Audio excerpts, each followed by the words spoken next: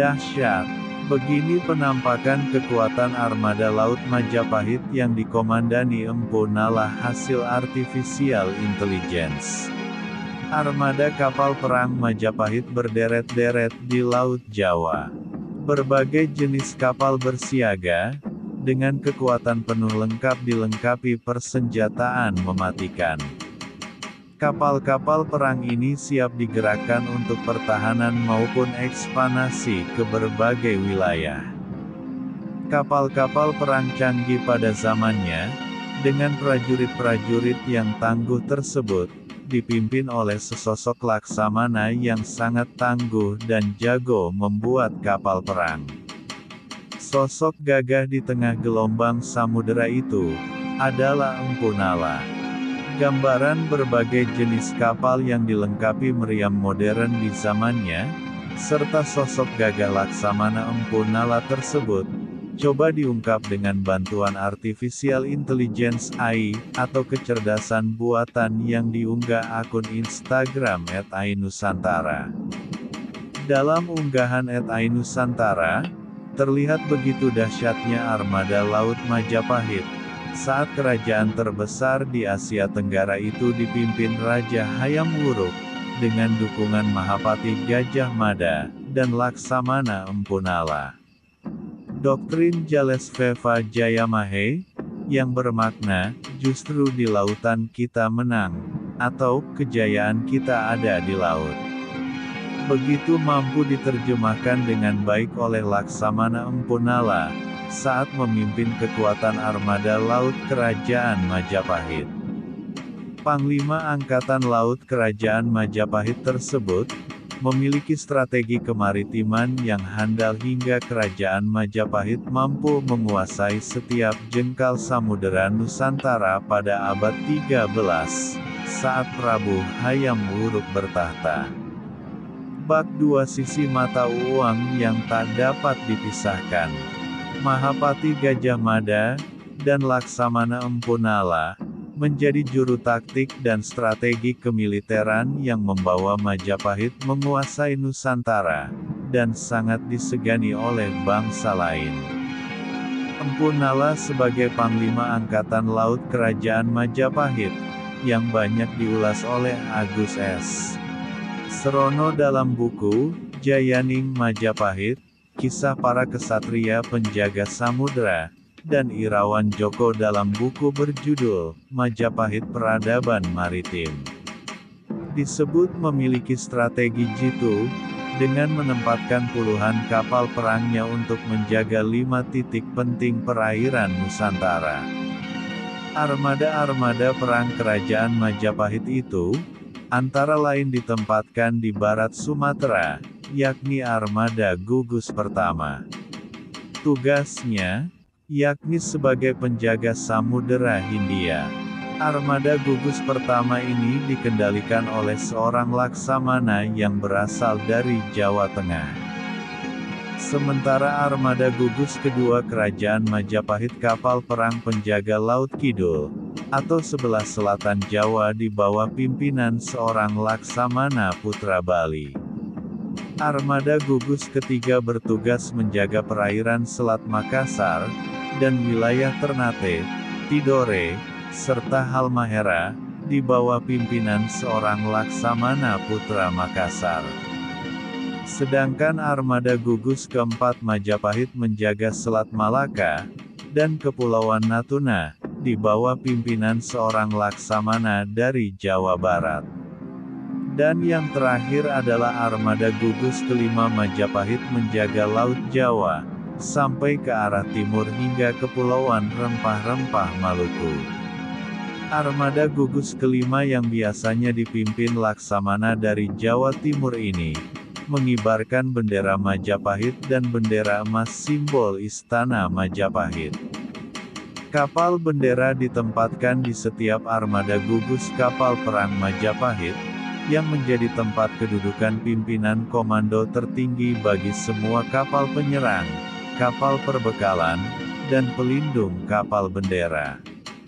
Menjaga perairan Selat Malaka, dan Laut Cina Selatan, menjadi tugas Armada Gugus Keempat Majapahit.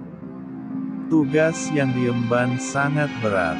Pasalnya, di wilayah perairan tersebut penuh dengan perompak berbahaya. Para perompak itu biasa berpangkalan di sekitar wilayah Champa, Vietnam, dan Tiongkok.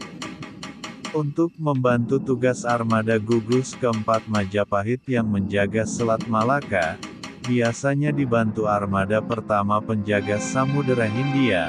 Hal ini untuk mengantisipasi adanya perompak yang melarikan diri ke barat laut menyusuri Selat Malaka. Sementara untuk armada Laut Selatan, juga bertugas membantu armada Jawa Majapahit dalam menjaga keamanan kapal-kapal dagang pembawa rempah-rempah yang melewati Selat Sunda sebagai jalur laut yang lebih aman menuju India dan Timur Tengah. Selain itu, armada Laut Kidul juga bertugas menjaga Selat Bali dan perairan selatan Nusa Tenggara. Tugas tak kalah berat juga diemban armada gugus ketiga Majapahit. Para pasukan laut ini memiliki tugas mengantisipasi masuknya kapal-kapal penyusup dari wilayah Mindanao, Filipina. Selain itu, mereka juga bertugas menjaga kepulauan rempah-rempah Maluku, utamanya saat kekuatan armada Jawa sedang bertugas mengawal Sang Prabu Hayam Wuruk. Dari seluruh armada gugus kerajaan Majapahit tersebut, armada Jawa menjadi kekuatan terbesar armada gugus kapal perang milik Majapahit. Hal ini sangatlah wajar, mengingat armada Jawa bertanggung jawab menjaga pusat kerajaan Majapahit, sekaligus menjaga jalur laut yang menghubungkan kepulauan rempah-rempah Maluku. Tak main-main, kapal-kapal perang Majapahit tersebut dilengkapi dengan meriam Jawa, atau akrab disebut Cetbang Majapahit. Meriam-meriam itu diproduksi oleh Pandai Besi yang berada di Blambangan. Cetbang Majapahit adalah hasil penemuan Mahapati Gajah Mada.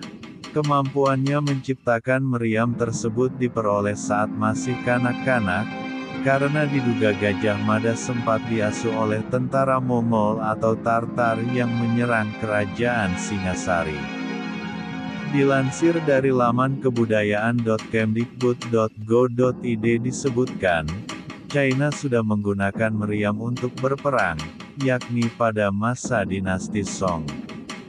Pasukan China menggunakan meriam untuk merebut sebuah kota di Fujian pada tanggal 28 Januari tahun 1132 Masehi.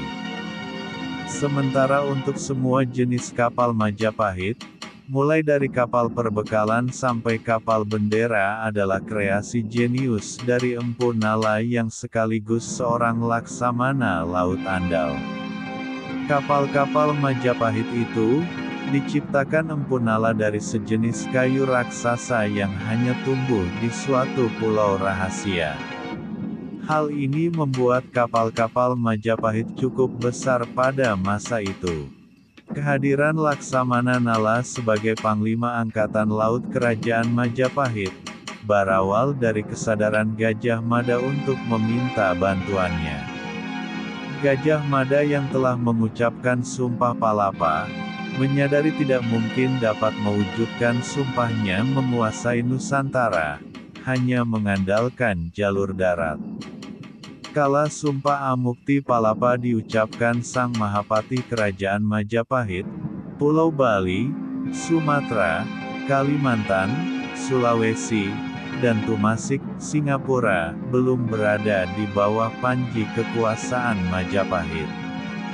Gajah Mada membutuhkan armada laut uang kuat, untuk menyatukan pulau-pulau tersebut melalui ekspedisi maritim.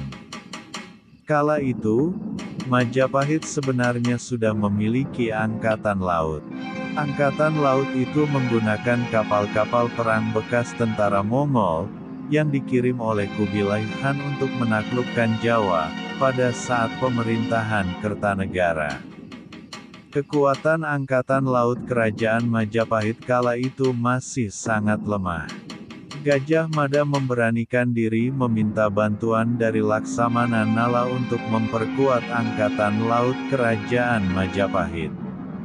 Penguatan Angkatan Laut ini dilakukan dari sisi kualitas dan kesejahteraan prajurit, serta kualitas kapal perangnya. Empu Nala secara resmi diangkat menjadi Panglima Angkatan Laut Kerajaan Majapahit, oleh Raja Putri Tribhuwana Tunggadewi. Sejak itu, Laksamana Nala banyak menghabiskan waktunya untuk di Pelabuhan Ujung Galuh atau sekarang lebih dikenal sebagai Pelabuhan Tanjung Perak Surabaya. Kala itu, Ujung Galuh merupakan pangkalan Angkatan Laut Kerajaan Majapahit.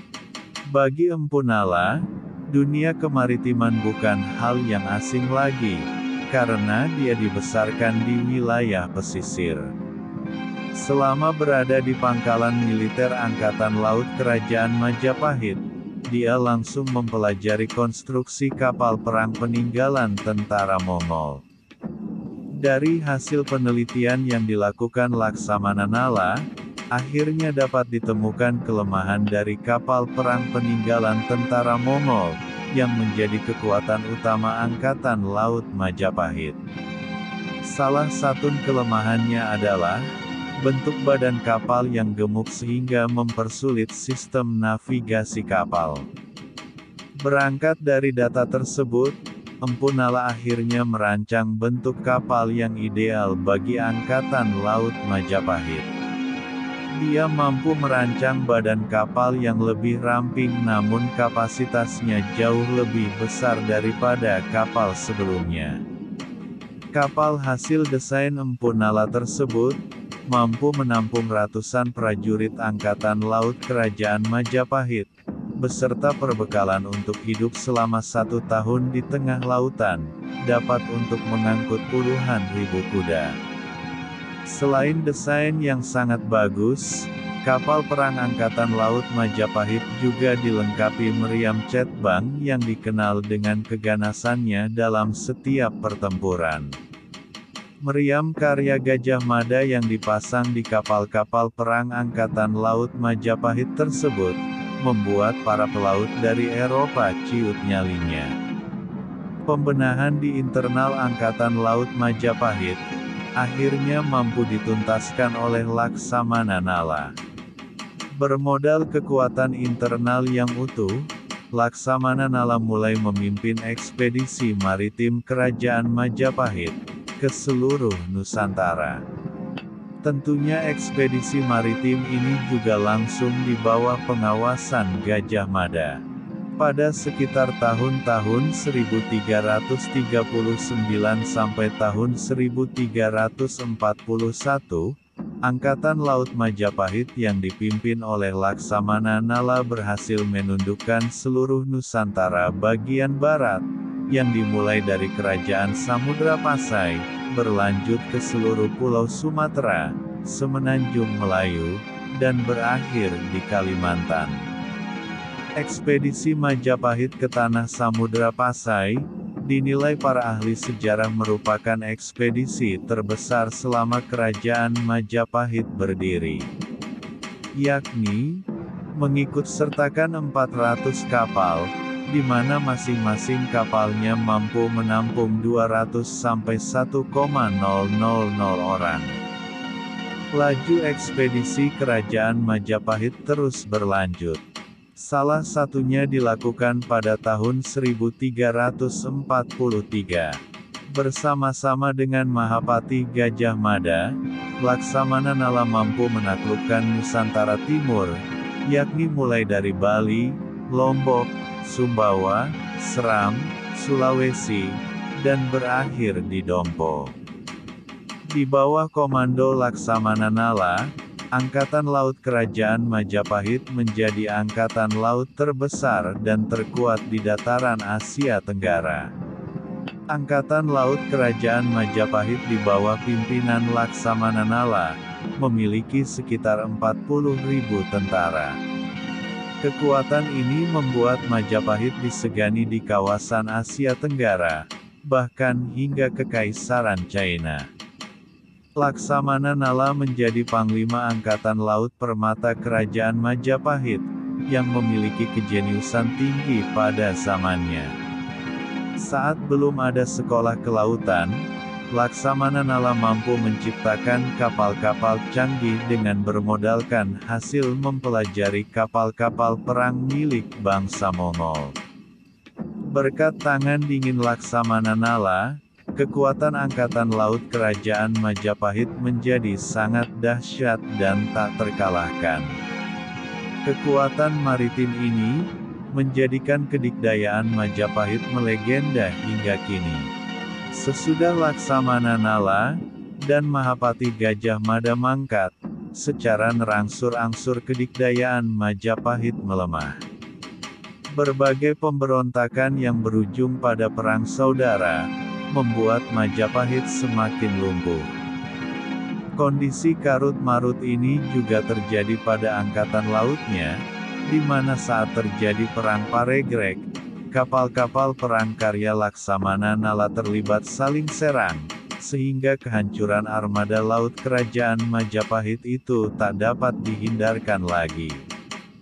Saat kekuatan kerajaan Majapahit semakin lemah, kekuatan armada gugus tempur laut yang dimiliki hanya tersisa armada Jawa saja.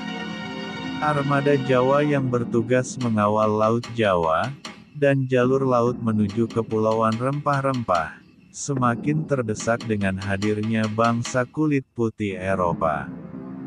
Bangsa kulit putih Eropa tersebut datang ke wilayah Nusantara, dengan tujuan utama menguasai daerah-daerah penghasil rempah-rempah. Mereka datang dengan kapal-kapal yang telah dimodernkan. Kapal-kapalnya lebih gesit dan lincah, serta ukurannya jauh lebih kecil dibandingkan kapal-kapal kerajaan Majapahit. Bukan hanya itu, kapal-kapal asing bersenjata lebih unggul, seperti meriam yang dapat memuntahkan bola-bola besi dengan jarak tembak lebih jauh dibanding kemampuan jarak tembak Cetbang Majapahit.